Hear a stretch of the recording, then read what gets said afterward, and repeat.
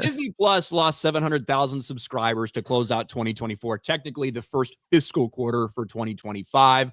And now this is despite them having some massive discounts and things like that for big deals, but they also had price hikes in general. They actually gained subscribers here in the United States and Canada, but lost over 1 million internationally. But that's what we were looking at for Disney Plus. Well, Disney has a new idea to get people back or to keep people subscribed. And that is a Disney Plus Super Bowl commercial. Disney Plus Super Bowl commercial question asks, what if? And I think it's narrated by Josh Gad, which is, what if Josh Gad wasn't a fat, annoying fucking loser? Maybe that's a different question. But are you ready to watch this, Jeremy? This is for Disney, by the way. This is a Disney ad that they're going to run. Which, by the way, this is not a Disney movie we're looking at. So, it's going to be a common theme. But let's just watch it and see what this is like. What if there was no galaxy far, far away, and there was no joy, and they never did assemble? What if every second didn't count, and he never did remember who he was? What if she never did step into the arena and he didn't see more butts and she never did let it go and no one ever did get murdered in this building? Then that would really suck, wouldn't it? But hey, there is a galaxy far, far away and there is joy and they did assemble and every second does count and he did remember who he was and she did step into the arena and did see more butts and she did let it go. And best of all, a whole bunch of people did get murdered in this building. You gotta be freaking kidding me. And aren't we lucky for that? Oh my God, that's a bad commercial for so many different reasons. The narration is terrible. The movies aren't even Disney fucking movies. Like that's the crazy part, right? So when we go through this, you know, obviously Disney bought Star Wars after all of this had been built. Disney did buy Pixar, but Inside Out was, you know, under their banner, made the under Disney the banner, right? That's not a Disney movie. The Avengers movie was still Paramount, by the way. Yep. Still fucking Paramount. The first Avengers movie that they did all the lead up to the first Avengers movie. And even this movie itself still had the Paramount logo on it.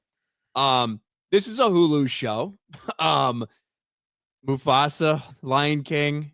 This is probably from the Lion King. The fact that they don't show the animated Lion King when they're talking about the fucking Lion King is the most disrespectful shit imaginable. Serena Williams, a black woman. Obviously, Disney invented that. The Simpsons. Are you fucking kidding me? Right? And it's so funny because the implication is pushed that, oh, these are all, you know, big Disney properties. Disney's bringing all this to you guys, and Disney. Now, this one is also on Hulu again. And you can see they are now completely and totally linking Hulu with Disney Plus. And there's a reason for that, because Hulu was not built by Disney. It was a profitable streaming service that they bought in the Fox deal. And the only reason their streaming counts as profitable now is because Hulu is profitable, despite the fact that Disney Plus on its own is likely still losing money.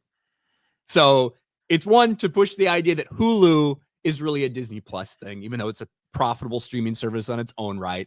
And that these things that have nothing to do with fucking Disney are somehow, well, you know, this is what we brought to everybody. Isn't that special?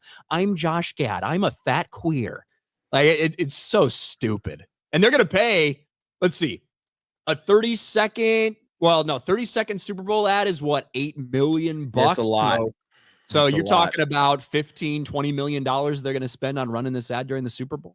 And it's a bad ad. It's not a good ad. There's nothing good about this. I can't, like, there's so many things they could use. Like the fact you're not using Toy Story, the fact that you're not using the animated Lion King. There's so many legendary properties that Disney was involved in the creation of, and they used almost none of them. None of them. Yeah. And it's like, crazy.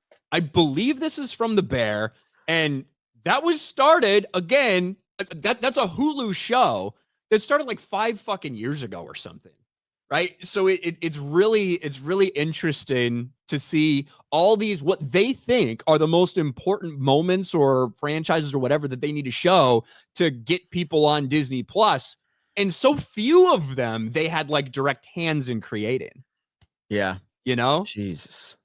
It's unbelievable, man. So answer me this. Like, when it comes to like, do you think Disney Plus is going to be around in 5 years at the Yes. rate they're going? You think so? Because they need to have that. They need to have that platform. I think it's a massive platform. It has 150 million subscribers somehow, despite the fact that nothing is, original put out because of the push they initially did. I think it's always going to be linked and bundled with their other stuff that they own, right? With the reason that streaming is profitable for Disney is because they have bundled the Hulu and the ESPN Plus stuff all together with Disney Plus. And I think they can survive the storm. I think there's other ones that are out there that can't survive because they're not going to have Disney has the theme parks that are And they have the always going to brand. be Yeah. such a massive part of what they're doing that they can supplement something not being as profitable as a lot of these other companies who are in massive amounts of debt can. You know what I mean? Yeah. For reference, how many subscribers does Netflix have? Do you know off the top of your head? 230 million or something. It's pretty Off the top of crazy my that head. Disney. That's crazy that Disney has that many though. But the For Disney crazy thing Plus. is, Netflix, how many subscribers they gained that last quarter? How many? 19 fucking million. In the last quarter that the Disney law. Wow. That's a lot. Holy shit. That's insane. Total Netflix subscribers. I might be a little bit off on my over 300 million paid subscribers. So they have twice as many subscribers as Disney Plus. So I was wrong with my 230. Okay. From WWE, yeah, I don't know. Did the Monday Night Raw deal apply to this last quarter? So in the fourth quarter of 2024, so this would be one quarter before this report. I don't know if we Netflix report for this. In the fourth quarter of 2024, Netflix added 18.9 million subscribers. And that was before during the same time period that Disney is essentially treading water. Yeah. And that actually is before the first official Monday Night Raw was January 6th. So I don't know if how much of that applied to the WWE deal. That's going to be a huge push for them. So that'll help them. But yeah, I mean, Disney Plus, you had Tyson and Paul as well.